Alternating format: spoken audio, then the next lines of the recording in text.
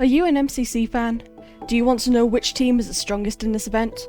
Are you curious about which teams want which games? Why are Cyan statistics so unusual? Well, you've come to the right place. Welcome to Team Guides, and we've got answers to your questions starting from the red rabbits to the pink parrots.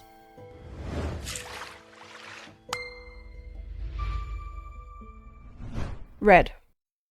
As a team, Red has won 10 rounds of Dodgeball and lost 10 rounds of Dodgeball. If they make it to Dodgeball this event, this balance is bound to be broken.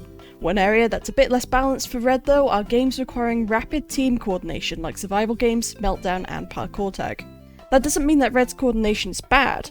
They're a fantastic team at Sands of Time, and even their Sky Battle score is quite high thanks to great averages by Aimsey and Antfrost. Instead, this statistic seems to show that Red's dodgeball chances are going to come down to how they coordinate as a team when placed in situations that they didn't plan around beforehand.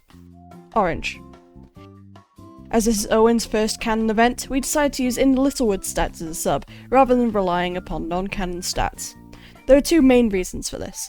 First, Owen and Martin were constantly close to each other individually throughout the last event, indicating similar skill level. Second, Martin's strengths in Ace Race and Hole in the Wall mirror the skills we've seen from Owen in non-canon events, making the sub a natural fit. Speaking of Ace Race, Orange is the best Ace Race team in the event. It's not very close. They also happen to be the best Meltdown team in the event, with every member of the team scoring at or above the event average. That doesn't mean Orange is unbeatable though. They're tied for last in the event in terms of to get to the other side, and score even lower at Rocket's Belief. Overall, Orange is at their best when they can operate as a team in PvP scenarios, or when they're playing Ace Race. Yellow.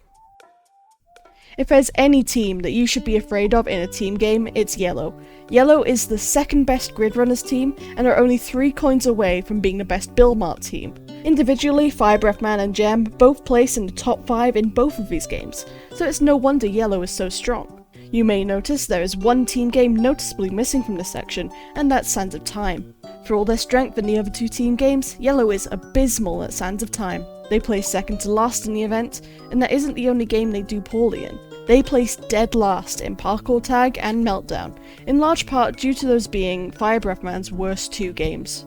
As a whole, Yellow is a team of very high variance, so it only makes sense that Solidarity is on this team. Jimmy is the only player in MCC history to place both first in MCC back in the Yogscast Jingle Jam, and 40th in MCC back in MCC 21. Lime.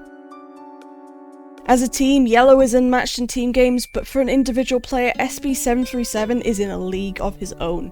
Given his averages, SB is the best Build Mart player, the best Sands of Time player, and the 6th best Grid Runners player. These stats only have a sample size of 3 or 4 events, but they're still incredibly impressive. SB's team gain scores combine with the rest of his team's PvP strengths to make a very strong team. Given the averages, Lime has a very high chance to make Dodgeball, with all but 2 of their games scoring above the event average. However, those 2 games could definitely spell trouble for Lime. Despite their dominance in almost every other game, Lime is the second to worst in the event at Meltdown, and 3rd worst at Parkour Warrior. Green. It's hard to talk about Green's stats without acknowledging Sapnap's dominance. He has the highest average game score in the event, narrowly beating out Purple by 2 coins. Still, Sapnap has some weaknesses that are reflected in this team's averages. Team games are this team's biggest issue, Build Marts and Grid Runners in particular.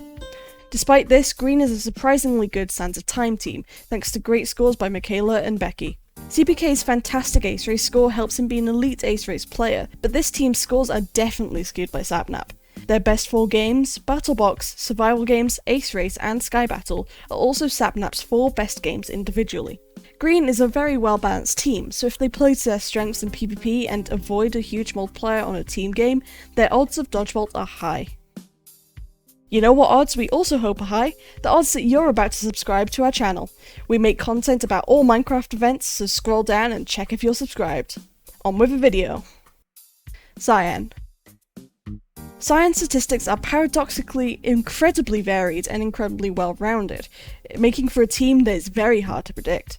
Cyan as a team has the smallest gap between their highest scoring player, Shadoon, and their lowest scoring player, Captain Puffy. All 4 team members average within 61 coins per game. Every other team in the event has at least double the range in scores. However, despite consistency among players, Cyan is not consistent among games. They have the highest standard deviation between their game averages, meaning they have a huge amount of variance between their good and bad games. Still, despite their variance as a team, they have one player who is super consistent, Captain Sparklez. He has the lowest standard deviation as an individual player between scores, meaning that while he doesn't have any crazy good games, he doesn't have any exploitable weaknesses either. These stats make Cyan a statistical head-scratcher, and our simulation backs that up.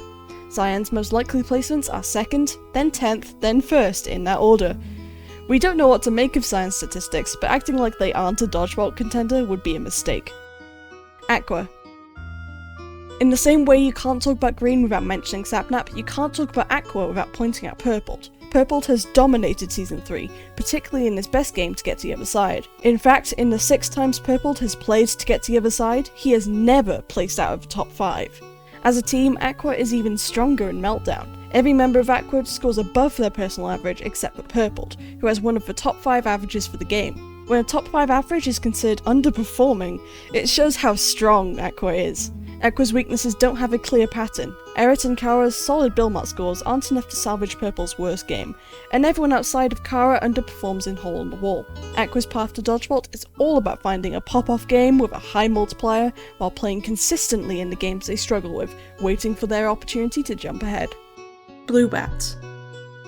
Blue is headlined by the dynamic duo of Shubble and Scots Major. We've seen these two team up before. Of the 37 events that Shubble has participated in, this is her 18th time teaming with Smager. With them is Wallabear, who placed an insane 4th in his first event and narrowly lost Dodgeball. Much of Wallabear's stats are rather unusual considering his sample size of only one event. It's no coincidence that Blue as a team is dominant at grid runners, beating every team except Yellow by over 150 coins. The last member of the team, Velvet, has constantly improved in every canon event, with his previous individual placements going from 35th to 29th to 17th to 15th. Additionally, he's never had a lower team performance in a subsequent canon event. All he has left to do is win a Dodgeball. Purple. If you're looking for a movement team, the Purple Pandas are your team. In every movement game except Ace Race, Purple scores above the event average. In fact, they're the top team for Hole in the Wall, To Get to the Other Side, and Parkour Warrior. Purple are also remarkably consistent despite their strength in these games, with the lowest standard distribution of any team in this event. Purple is also the first ever team to include 2 members of House Builder Gang, a group of Minecraft speedrunners, with Pete and Tapel both being members. Technically, Puns and Illumina, 2 other members teamed before HBG formed, and based on their win in MCC 13, this team's potential is high. Speaking of Pete, his Rocket Spleef average is the highest single game average for any player in any game. In fact, Pete individually is only 10 coins away from outsourcing all of Cyan combined in this game. Watch out for Pete when the dolphin diving begins in Rocket Spleef. Pink. For this team's newcomer, Gucky, we decided to use Elena's stats for similar reasoning as Owen's substitution. Gucky placed 2 spots behind Elena in MCC Pride 23, and Elena reflects some of Gucky's strength in Standard Time, Build Mart, and Meltdown. As a team, Pink is all about breaking away from trends and patterns. Rather than being a British team or an American team, Pink is the only team to feature 2 players from the UK and 2 from the US. In terms of their strong games, Pink's 3 best games are all from different game types. For movement, Rocket Spleef Rush, for team games, Grid Runners, and for PvP, Battle Box. Still, while Pink's stats may be hard to assume a ton of meaning regarding their good games, there is one area that is overwhelmingly clear that Pink should avoid: Parkour Warrior. Every member of Pink performs beneath their personal average at Parkour Warrior, placing them in dead last in the event. On paper, Pink is hard to decipher when it comes to meaningful conclusions due to new players and a well-rounded set of strengths, but if anyone can maximise the potential of a skilled group of players, it's H-Bomb. And that's all you need to know about the MCC teams. We hope you've enjoyed this video and learned something from it.